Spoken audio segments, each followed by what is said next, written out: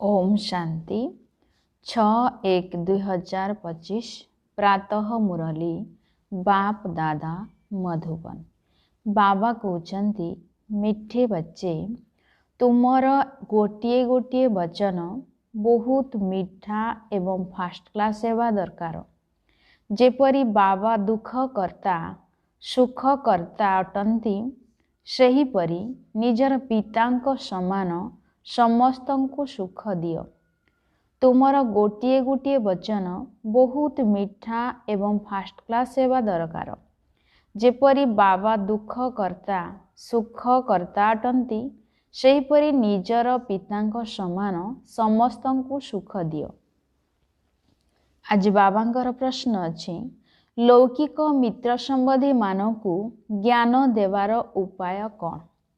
लौकिक मित्र संबंधी मानकु ज्ञान देवार उपाय कौन? उत्तरे बाबा कहउछन्ति, जदि केही भी मित्र संबंधी अछन्ति तेबे तांको सहित बहुत नम्रता एवं स्नेहर सहित हसी हसी कथावार्ता करिबाकु हेबो एवं बुझाइबाकु हेबो जे एहा सेही पुराण वर्णित महाभारत लढ़ई अटे। बाबा आसी रुद्र ज्ञान यज्ञ रचना करिछन्ति। मु आपणकु सत्य कहूछि, भक्ति आदि तो जन्म जन्मांतर करी आसीछ। एबे ज्ञानर समय आरंभ हेउछि। एही भଳି जेतेबेले मौका मिलुछि सेतेबेले बहुत जुक्तिर सहित कथा हुओ। कुटुंब परिवार भितरे बहुत स्नेहरे चालो, केबे काहाकू दुख दियो नाही। गीत अछि, आखिर वह दिन आया आज। ओम शांति। जेतेबेले कोनोसी गीत बाजुछि सेतेबेले पिला माने निजे एहार अर्थ बाहर करिबा उचित। गोटे सेकेंड रे अर्थ बाहरी पारिबो। एहा बेहद ड्रामार बहुत बड़ घड़ी अटे ना। भक्ति मार्ग रे मध्य मनुष्य डाकी थांती, जेपरी कोर्ट रे केस थिले कही थांती केबे सुनानी हेबो, केबे डाकरा हेबो, तेबे जाई आमर केस पूरा हेबो। तेणु पिला मानकर मध्य केस रहिछि। केउ केस? रावण तुमको बहुत दुखी करी देइछि। तुमर केस बड़ कोर्ट रे दाखल होइछि। मनुष्य माने डाकुछन्ति, बाबा आस एठाकू आसी आमकू दुखरु मुक्त कर। दिने ना दिने शुणाणी तो निश्चय हेबो। बाबा शुणुछन्ति मध्य ड्रामा अनुसारे बिल्कुल ठीक समय मध्य आसुछन्ति। एथिरे गोटे सेकेंड मध्य फरक होई पारिबो नाही। 5000 वर्षर नाटकर घड़ी केते सठिक रूपे चालुछि। एठारे तुम पाखरे एई छोट घड़ी मध्य सठिक रूपे चालू नाही। यज्ञर प्रत्येक कार्य सठिक रूपे हेबा दरकार। तुमर घड़ी मध्य निर्भुल हेबा उचित। बाबा तो बहुत एक्यूरेट अटंती। बहुत सठिक रूपे शुणाणी हेउछि। से कल्प कल्प कल्पर संगमरे सठिक समय आसुछन्ति। तेणु पिला मानकर एबे शुणाणी हेउछि। बाबा आसीछन्ति। एबे तुमे माने समस्तंकु बुझाउछ।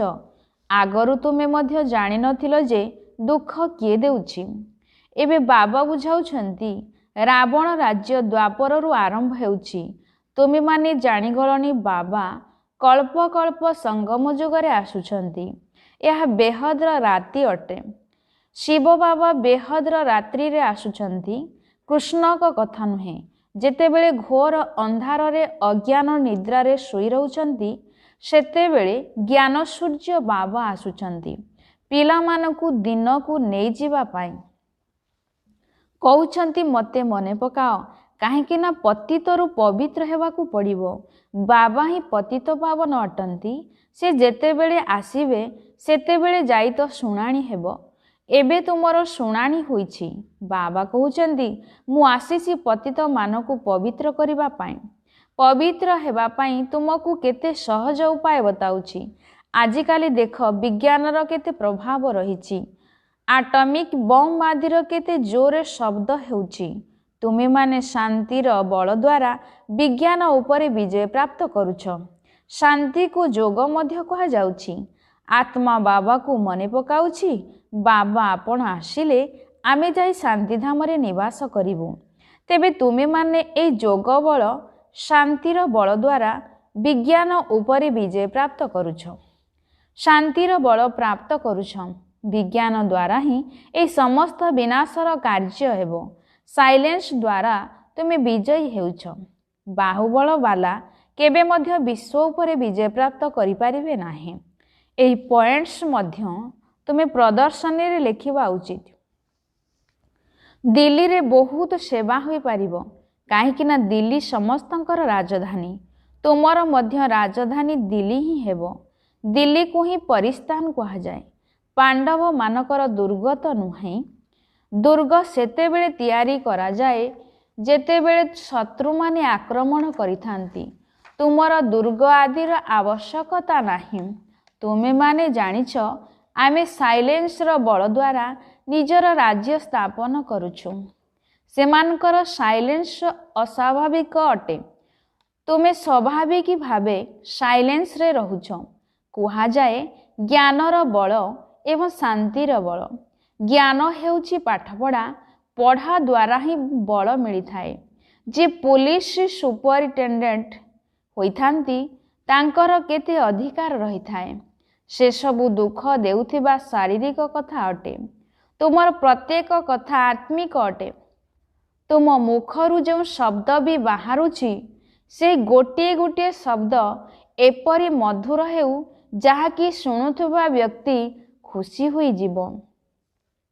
ବାବା ଯେପରି ଦୁଃଖହର୍ତ୍ତା ସୁଖକର୍ତ୍ତା ଅଟନ୍ତି, ସେହିପରି ତୁମକୁ ମଧ୍ୟ ସମସ୍ତଙ୍କୁ ସୁଖ ଦେବାକୁ ହେବ। କୁଟୁମ୍ବ ପରିବାର ଆଦିକୁ ମଧ୍ୟ ଦୁଃଖ ନ ହେଉ।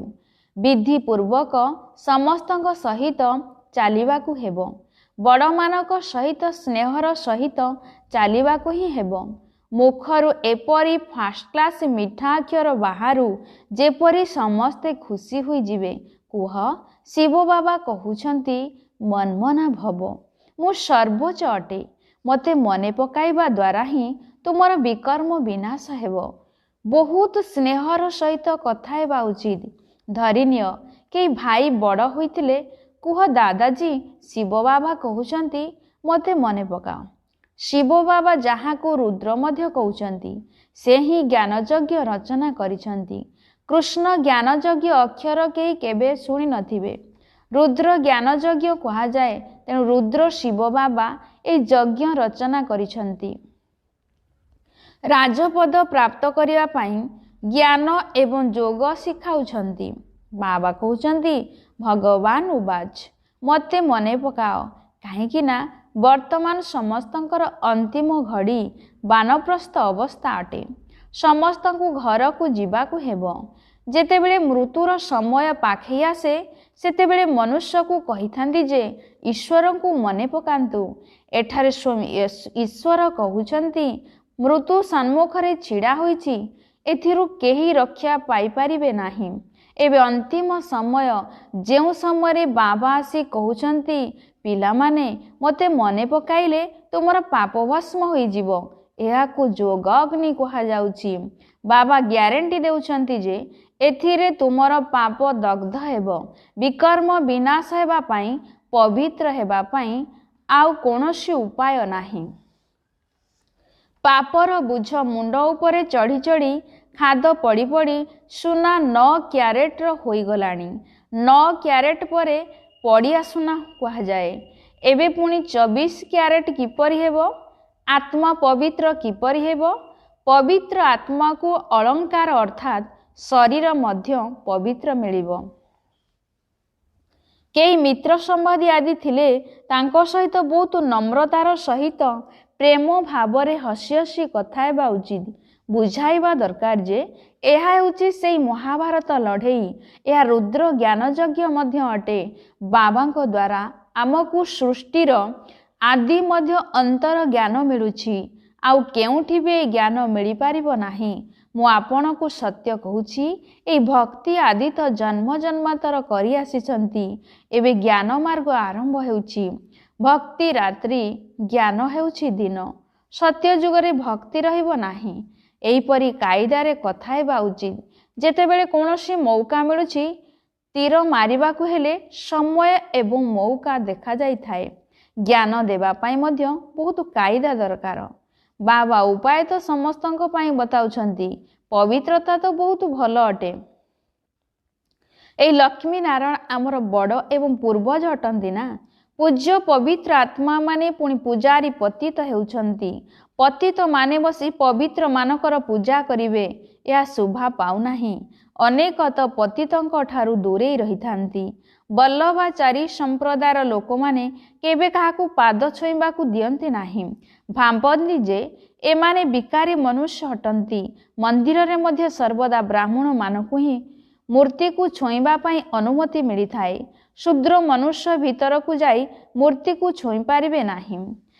सेठारे ब्राह्मण लोके ही तांको स्नान आदि कराई थांती, आउ काहाकू जीवाकू देई न थांती। फरक तो अछि ना। तेबे सेमान तो हेउछंती गर्भजात वंशावली ब्राह्मण, तुमे हेउछ मुख वंशावली प्रकृत ब्राह्मण। तुमे से ब्राह्मण मानकू भल भावरे बुझाई पारिबो जे ब्राह्मण दुई प्रकार थांती। प्रथमे हेले प्रजापिता ब्रह्मांकर मुख वंशावली, द्वितीय रे हेउछंती कुख वंशावली गर्भजात। ब्रह्मांकर मुख वंशावली ब्राह्मण हेउछंती उच्चरु उच्च सर्वोच्च चोटी। यज्ञ रचना करिबा पाई ब्राह्मण मानकू निर्धारित करा जाई थाए। एहा पुणी ज्ञान यज्ञ। ब्राह्मण मानकू ज्ञान मिलुछि जे कि पुणी देवता हेउछंती। वर्ण विषय मध्य बुझा जाउछि। जेउमाने सेवाधारी संतान होइथिबे तांकर सर्वदा सेवार शौक रहिबो।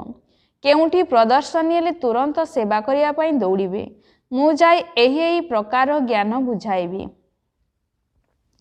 प्रदर्शनी तो प्रजा तैयारी करिबा पाई विहंग मार्गर सेवा अर्थात तीव्र गतिर सेवा अटे। सेठाकू स्वतः ढेर कु ढेर आसी जाती।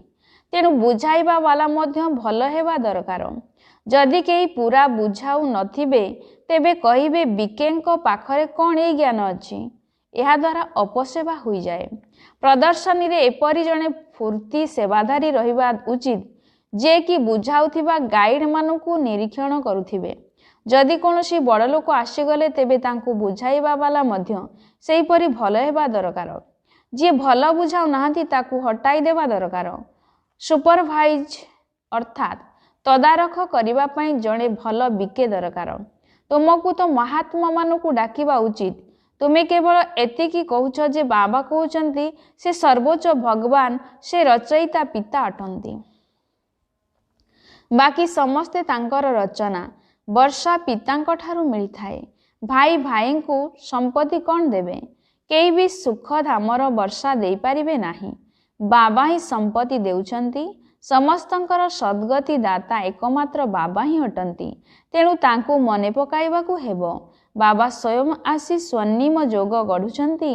ब्रह्मा को शरीर माध्यम रे स्वर्ग स्थापन करुछंती। शिव जयंती पालन मध्य करुछंती।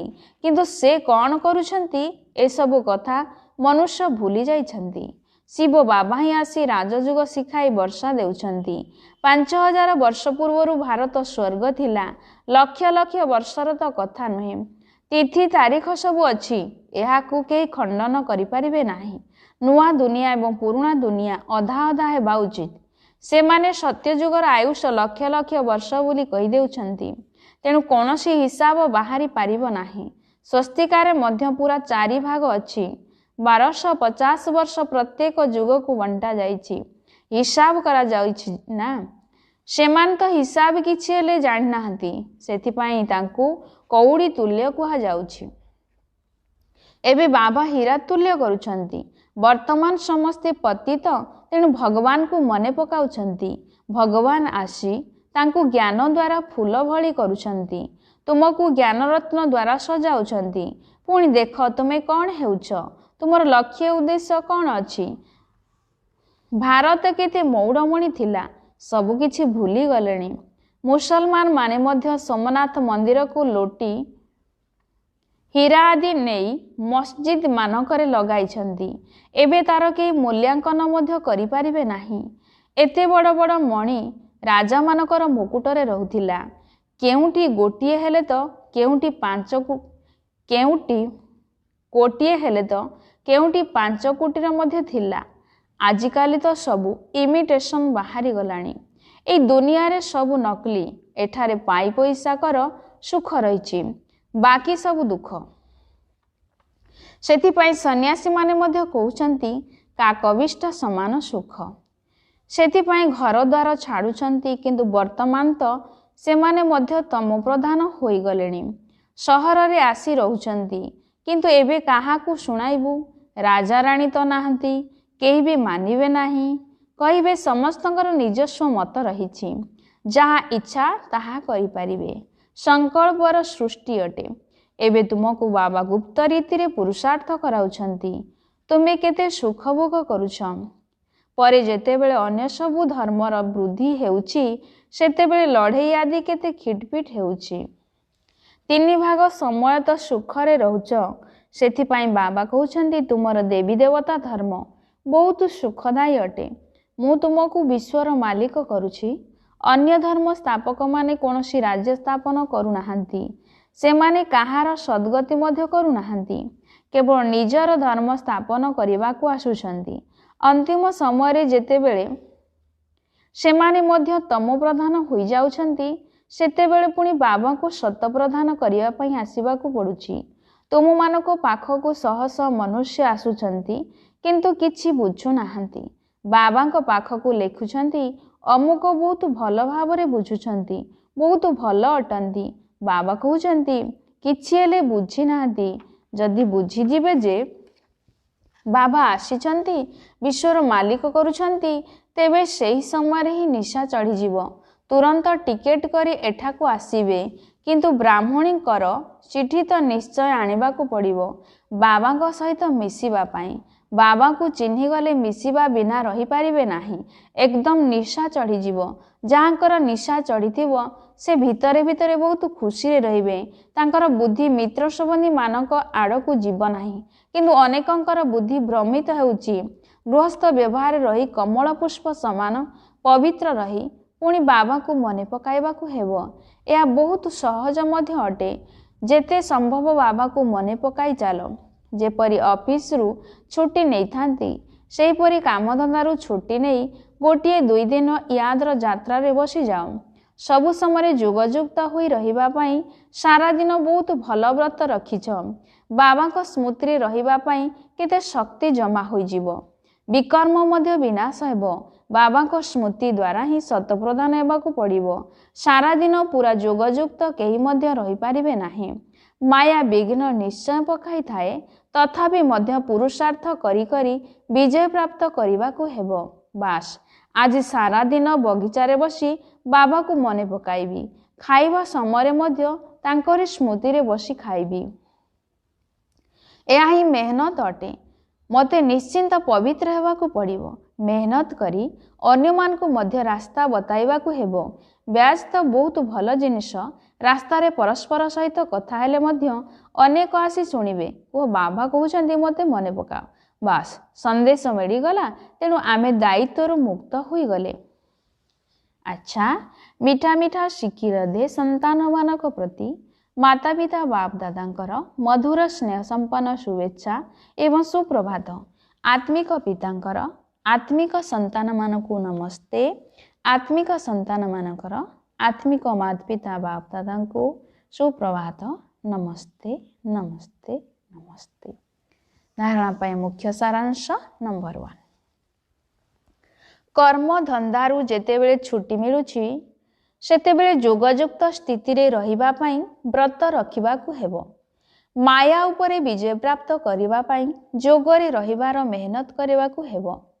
द्वितीय पॉइंट बहुत बहुत नम्रता एवं स्नेहपूर्ण भावरे हर्षित चेहरा रे मित्र संबंधी मानकर सेवा करिबाकू हेबो। सेमानको सहित बुद्धिजुग लगाई बुद्धि को भ्रमित करिबा उचित नहे। स्नेहर सहित बाबांकर परिचय देवा उचित। आज वरदाता बाबांकर वरदान अछि चालिबा बुलिबा समय रे मध्य फरिश्ता स्वरूप रे साक्षात कराउथिबा साक्षात्कार मूर्त भव।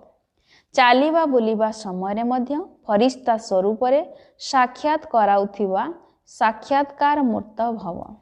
विस्तारे बाबा कहउछंती जेपरि आरंभ समय रे ब्रह्मा बाबा अंतर्ध्यान हो जाउथिले एवं श्रीकृष्ण देखा जाउथिले। ए साक्षात्कार ही सबकिछि छड़ाई देला। एइबड़ी साक्षात्कार द्वारा एबे मध्य सेवा हवा दरकार। जेतेबेले साक्षात्कार द्वारा प्राप्ति हेबाकू लागिबो सेतेबेले आउ बाबांकर संतान न होई रही पारिले नाही। सेथिपाई एबे चालिबा बुलिबा समय मध्य निजर फरिश्ता स्वरूपर साक्षात्कार कराओ। भाषण करिबा वाला तो बहुत अछंती, किंतु तुमे भाषणा देवा वाला अर्थात अनुभूति कराइबा वाला हुओ। तेबे जाई भाबिबे जे एमाने सबु आल्लांकर बा भगवानकर संतान। स्लोगान बाबा कहते सर्वदा आत्मिक मौजर अनुभव करि चलिथिले केबे भी द्वंद्वरे पड़िबो नाही। सर्वदा आत्मिक मौजर अनुभव करि चलिथिले केबे भी द्वंद्वरे पड़िबो नाही। निजर शक्तिशाली संकल्प द्वारा सूक्ष्म शक्ति प्रदान करिवार सेवा कर। 6 नंबर अछि एबे निजर आंतरिक शुभ भावना को अन्य आत्मा मानक निकटरे पहुंचाओ। शांतिर शक्ति को प्रत्यक्ष कर। तेबे प्रत्येक ब्राह्मण संतान भितरे ए शांतिर शक्ति निश्चिंत रहिछि। केवल एहा को मन द्वारा एवं तन अर्थात शरीर द्वारा प्रकट कर। गोटिए सेकेंड रे मनर संकल्प को एकाग्र करि नियो। देखिबो शांतिर शक्तिर प्रकंपन आपे आपे वायुमंडल रे विचूरित हेबाकू लागिबो। ओम शांति।